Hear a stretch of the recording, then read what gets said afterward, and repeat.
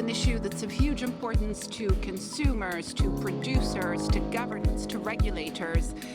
The new study covers a wider range of issues related to food fraud, starting with the surprising fact that there is no global definition of the term. Here, when I talk about this now, I refer to substandard foods, falsely labeled foods, and foods whose ingredients have been tampered with, as well as counterfeit and smuggled products. The problem is sizable. Although the global cost is difficult to determine given the clandestine nature of the activity, annual estimates of the economic loss to the food industry are in the range of 30 to 50 billion US dollars. We also discovered that the problem impacts all continents and food sectors, ranging from olive oil to honey, from wines and spirits to spices. It spares nobody. One of the number one categories for illicit trade in food is called adulteration.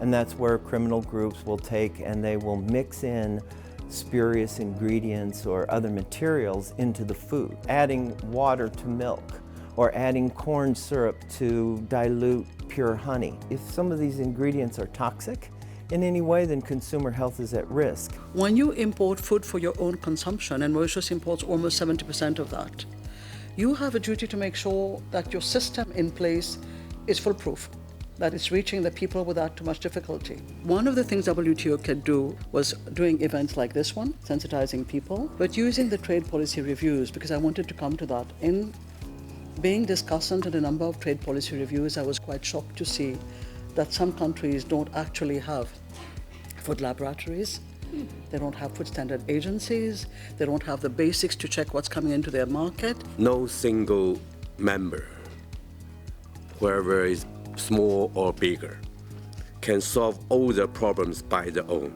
So fortunately, WTO is in a position for members to share their own practices, including the laws, regulations, and explore possible ways to enhance cooperation, such as discussion on the best practices. The WTO can help tackle the problem. The WTO rulebook has many rules that can assist governments in confronting this challenge.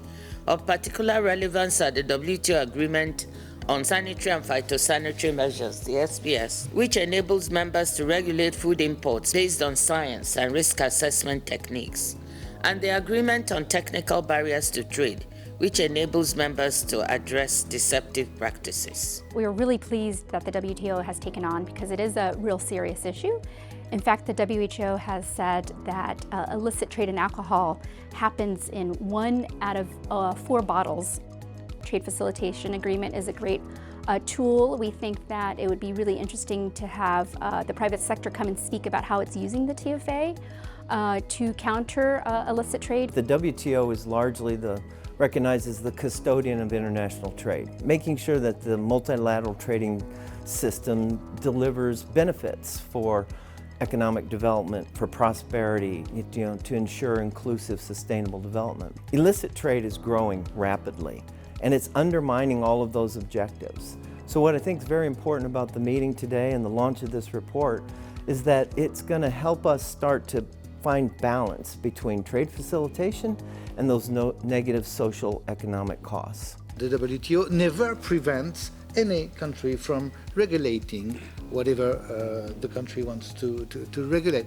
But still, this incentive to lower trade restriction, to promote liberalization, is also a disincentive to criminal activities. An ounce of prevention is worth a pound of cure. Our efforts are better placed in preventing fraudulent activity than in limiting its consequences after it has occurred.